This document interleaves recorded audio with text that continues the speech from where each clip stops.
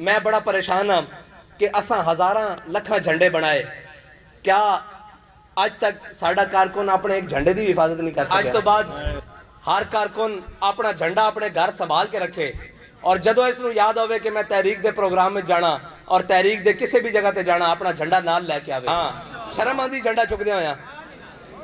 शर्म आंदी किसी नूं? नहीं आंदी तो फिर क्यों नहीं चुकते? फिर इसका मतलब है साढ़े नजदीक अहमियत नहीं, साढ़े नजदीक मोबाइल साढ़े कोल है, जेब विच है, कदी भुले घर, कदी सटिया किधरे दाएं बाएं। फिर झंडा इस नालों बहुत कीमती, बल्कि हर शह तो कीमती। ये तो साड़ी जनाब उत्ते लगना, जदों ये असा झंडा उत्ते सजा के तो हजूर की बारगाह विच पेश होना कि हजूर सारी जिंदगी वो झंडा चाई रखिया, जेड़ा झंडा तुहाडी नामूस दे इज्जत दा निशान सी। असीं उस झंडे दे नाल खड़े रहे हैं। इस वास्ते अज तो बाद ये भी गल तय हो गई कि अपना झंडा खुद संभाल के रखना, और ये तुहाडी हर शय नालों कीमती होएगा।